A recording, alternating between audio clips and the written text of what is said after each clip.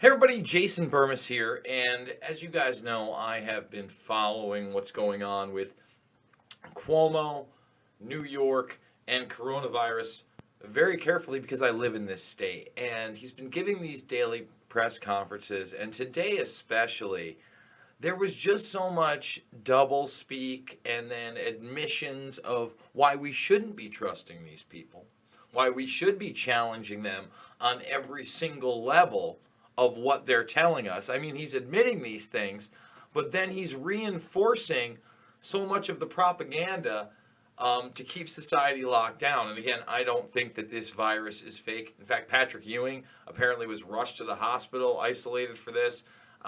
Big fan of Ewing, hoping everything's going to be there and okay for him. But you really don't know. He's an older guy at this point. He is somewhat overweight. We've seen other athletes, former pro athletes, such as that former NHL player who had a bad bout of it. So, that being said, I still am going to tell you that all of these draconian measures are gutting New York, in upstate New York. I mean, they're starting to cut the neck ear to ear. So, for instance, right now, what we have going is they just voted out 59 people in Otsego County. They closed my DMV for good in town, and that's going to be every week something like that's going to happen in my area. So before we actually get into what Cuomo said and listen to Cuomo from his mouth, I've got several clips queued up that we're going to go to where he talks about the contract tracing army, right? Remember, we talked about this really quickly before we get into any of it, that you're now going to get phone calls from NYS contact tracing. And if you see that, you should answer, because that's the army of 17,000 goons that want to impose medical martial law on you. So before we get to everything, I want to remind everybody, I'm leaving New York. I can only do so with your help. We really got to hit this $5,000 goal this month. And then on the first of the month, obviously, I start again. But, I'm trying to go across the country and show you places that are not locked down. Because my state is not only locked down, but so little of it geographically is New York City, and so much of it geographically is going to suffer irreparable damage here. Irreparable damage. So, on top of the phone calls and the tracing army, we're going to start with that on the video, okay? And him talking about how they're getting going, showing you a little map there. But then we're going to get into the propaganda videos that he's got in the Wear a Mask video ad contest. And we're not even going to play the part where he brags about how many people have voted on this. We're just going to play the propaganda. And, how fear is a tool. And they actually, in one of them, they talk about fear, okay, in this mask. And yes, Cuomo compares wearing the coronavirus mask to using a condom during the big HIV epidemic in the beginning. So we're going to play those clips. Those are going to be the big ones. Thumbs this video up, subscribe, and share. And with that being said, guys, let's get right into it. So here we are. He's talking about the launch of this tracking and tracing army. And remember, Google and Apple have now already updated their software, to automatically put that into the system. Get a test. And you can go to this website and they'll tell you exactly the site closest to you. In terms of tracing, all the regions that have come online had to have the right number of tracers. So we were talking about Mid-Hudson and Long Island has to get their tracing numbers up. So, again, if you look at where, okay, I want to show this to people. Right by my head, not even the whole orange region, just the very bottom is Long Island and New York. Okay? That's what they're telling you. And they're saying the Mid-Hudson has to get their thing up. And they've got, in the Mohawk Valley, 166 tracers. Central New York, 220 tracers. Finger Lakes, 482 tracers. They're all over. I'm in the southern tier, thank goodness. Thank goodness I'm in the southern tier. They're saying 71 tracers. The least amount. I can't wait to get out of here, other than North Country, but that's when you're really getting to upstate New York. So let's continue with this, him bragging about his track trace army. But every region has the tracing functioning. Mike Bloomberg, former mayor of New York City, volunteered to have his Bloomberg Philanthropies put together a tracing program. Anytime I hear philanthropy, and a billionaire, especially one like Mike Bloomberg, who's in the good club. We covered it in 2013, Shade the Motion Picture. Want to remind people, Shade the Motion Picture is available here for free in the documentaries playlist. If you haven't seen Shade and you want to learn about Bill Gates, you want to learn about Bloomberg, you want to learn about transhumanism, really, and geoengineering, the whole nine, and how these billionaire foundations and philanthropist groups, they're bad news brown. They're not here for you and I. They want to put us on the dole and put us under control. And that is the very, very, very, very disturbing truth we need to come to and push back against, so that the Bill and Melinda Gates Foundation aren't reimagining education in my state, and Eric Schmidt isn't going to build his smart cities. Because there is no such thing as a tracing program. How do you train tracers? How do you recruit tracers? What software do the tracers use? They've been doing that with Johns Hopkins. They've been fantastic. Fantastic. Just awesome. Bloomberg and Johns Hopkins, who was at Event 201 and moderating the whole thing via Davos and the Bill and Melinda Gates Foundation. And now they're going to work with Bloomberg. Oh, on software on how to track and trace everybody. That's great. How do you train the Gestapo? How do you train the modern day Gestapo? I'll tell you how you train them. You train them with a front man who's giving you a smile like Cuomo in a calm manner and letting you know what's up. We have that in place now, and we're going to share that with other states online, and we're going to do that with the National Governors Association, because Training New York curriculum. is ahead, and we do have more advanced curriculum and training and protocols. So we're going to work with the NGA and make that available to any state that wants to use it. Now, here he just blows some wind up and how, he's basically telling everybody that small businesses are dying, and unless the federal government bails them out, it's over. We're not going to unlock the city, but it's up to the federal government, okay? Here's where it gets interesting. This is where he begins to admit again that everything he said could be contrived bullshit. Okay, let me explain how that works. As I've told you, the goalpost is constantly moving, and it's going to keep constantly moving, and facts change. Facts aren't facts. Facts never were facts. Okay? So let's get into this part. Frankly. And remember, we are still learning about this COVID-19 virus. And one of the things I find most infuriating is the facts continue to change. He is infuriated. He looks so infuriated with everything. This virus. Nobody's fault. But since we didn't know about the virus, we had certain assumptions that quote unquote experts made, and those facts change from day one. From day one, it started that this virus was coming from China. So everybody's looking to the West Coast from the West, and it turns out the virus came from the East, came from Europe. Now let's stop here. This is another narrative that I don't like being built, right? So let's now go with the competing mainstream narratives that you're allowed to say. Well, you're allowed to say it came from China. It's a Chinese virus, China. You're also allowed to say now, if you're on Fox News, that it may have leaked from a lab in China, but it wasn't a bioweapon. They were working on a vaccine possibly for HIV, and that would explain the HIV, interceptor. Even the Nobel, I don't even want to say interceptor. Basically, I don't even know what to say. I'm forgetting what it is. Maybe it's the receptor gene. But basically, it's interwoven into this virus, right? And that's been acknowledged by a former Nobel Prize winner. They've talked about it in the Lancet study. There's studies out of India that have also highlighted this, that it is a bioengineered organism. All right, so you're allowed to go that far, but you still have to blame it on the CCP. But now, the new narrative is, well, it may have originated in China, we're not sure, but it didn't come to the United States from China, it came from Europe. Okay? And again, he's going to bring it all the way back to, I believe, December.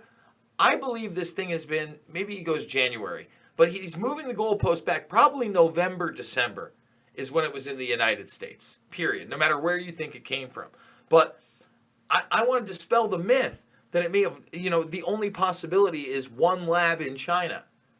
When, to me, this has the earmarks of what? A pre-programmed, pandemic predator class operation. And it walked right through our airports, and nobody was screening, and no one was doing anything. And that it was not in March. It was coming here January, February, and March. Virus was here much before, much sooner than anybody knew. Fact was, if you have the virus and you have the antibodies, then you're immune. So we can put together a workforce that can go back to work, people who had the virus and now have the antibodies. Now they're not so sure if you're immune if you have the antibodies. Now, again, those whispers were around forever that you may be able to get reinfected, but now they're saying, well, you already took all these tests for antibodies. You already started a plasma treatment where you were injecting other people with the antibodies. If the antibodies don't necessarily mean immunity, why in the world would we have ever done that? Started, children were not going to be affected by the coronavirus. Now we're not so sure that children aren't affected, and we're watching carefully this inflammatory syndrome that is starting to hit children who are COVID positive or have the antibodies for positive. And if you go back to what I was saying months ago, I told you the goalpost would keep moving, and it has. Now to the point of children. All right? They've claimed up to 5 children deaths in not the United States, but in New York. Now, on the flip side to that, if you think about that, if it was anywhere else but Cuomo, they would blame it on Trump. But because they've built Cuomo up so high, right, they're not going to blame it on anybody. Meanwhile, he's running joke routines with his brother Chris. Most recently, CDC says infected surfaces are not a major source of transmission.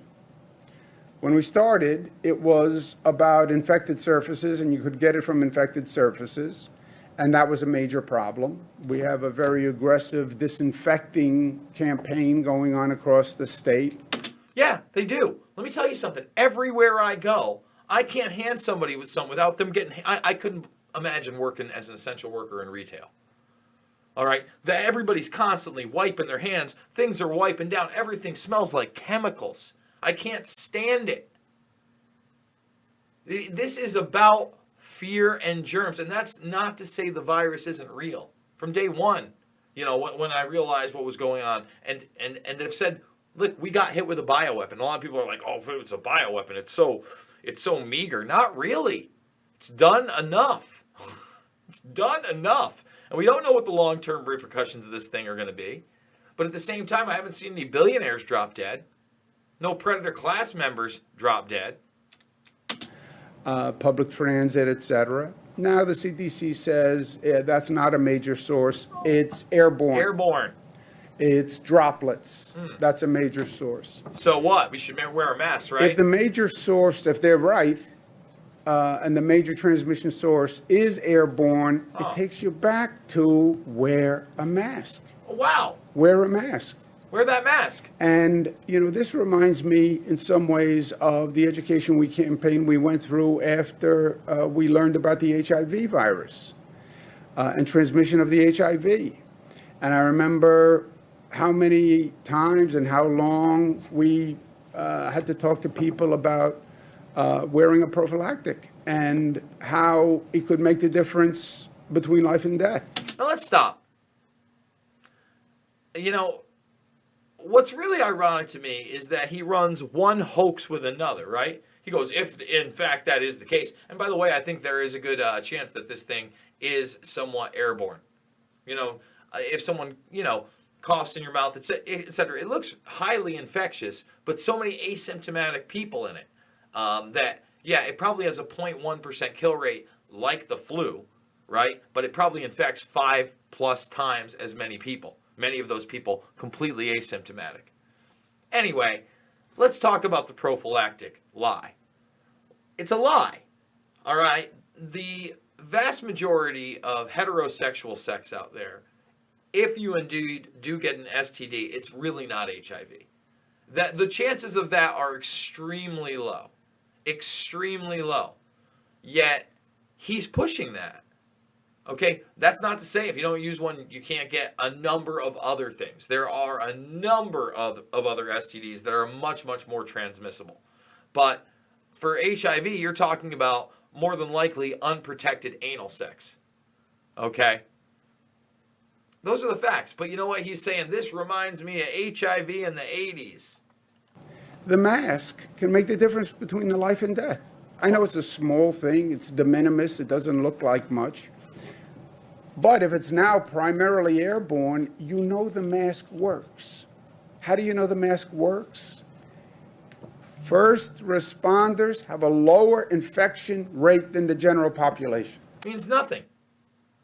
Listen, first of all, first responders in many cases are in full PPE when they're talking about that on the reg. Many of them also have probably gained immunity to this because they were asymptomatic at one point and couldn't get a test. Nurses, doctors in emergency rooms have a lower infection rate than the general population. And the ones in ERs, again, are in full garb. They're not in like a cloth mask and a bandana. How can that possibly be? Because they wear the mask and they do the hand sanitizing. Hand sanitizer. You feel out of it's control? going to save you. You can't protect yourself? You can't protect your family? Yes, you can. That's what the mask does. You want to be in control of yourself? You want to greatly increase your odds? Wear the mask. By the way, I'm not just asking you. He's not asking to you. It's mandatory. People ask why I walk around with that thing. It's because if I have to go somewhere where it's retail, that's basically where I'm forced to have to wear a mask. Every other place, I can't stand it because people are like walking away. They don't want to be within 6 feet of you.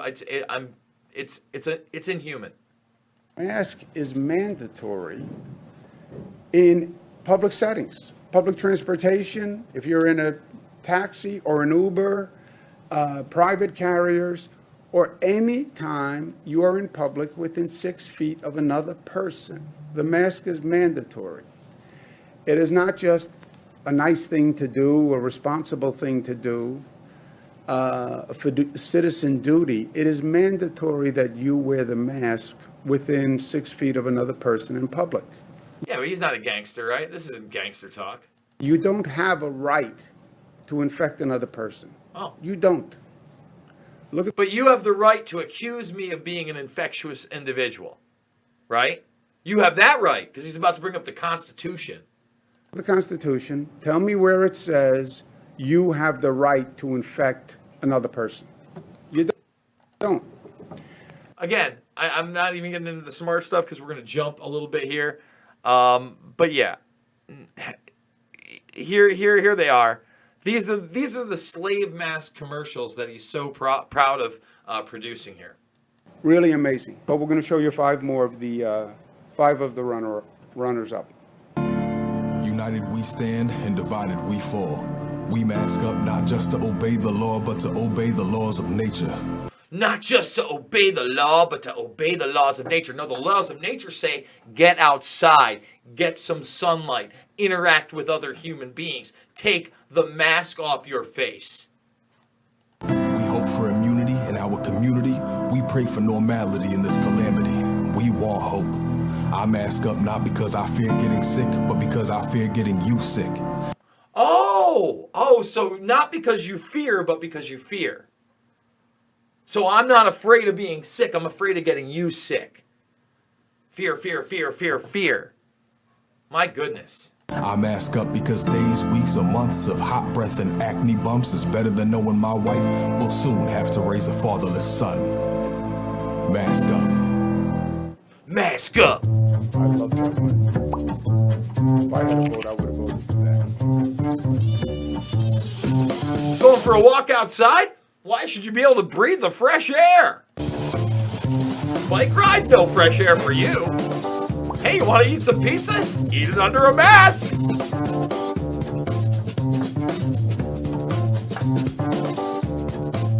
Wherever you are.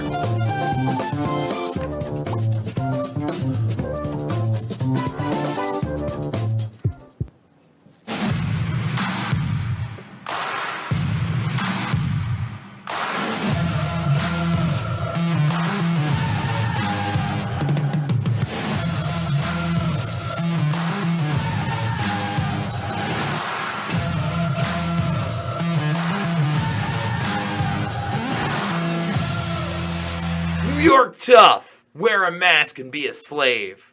Leaving the state. Time to leave the state. Just want to remind people, need your help more than ever. 5, 10, 15 bucks. It means the world to me. Let's get back. I think there's one more of these slave mask commercials. You see this mask right here? It goes over my ears. I can breathe through it well, so you shouldn't fear. It stayed inside my mask. It's harder to get sick when we're covered, that's the trick. Masks if you've never worn one before this pandemic. Masks, put one on, not too tight. Look at that grin on him. Nose, mouth, keep on wearing your mask.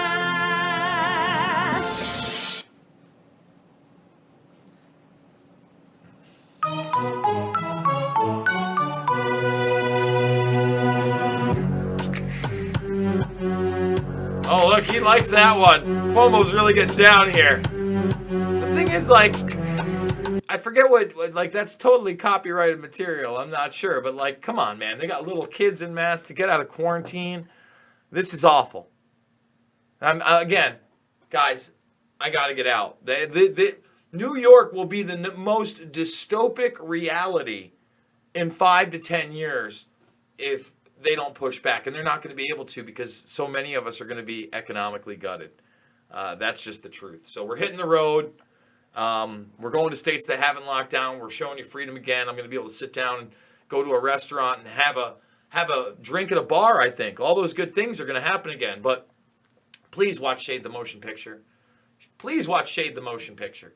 If you don't understand what's going on now, please go watch Shade the Motion Picture. It's free right here in the documentaries playlist, along with Invisible Empire, Fabled Enemies, and Loose Change. All right, I'm over on Minds, guys. Want to remind you about that. Make sure you're thumbing up, subscribing, sharing.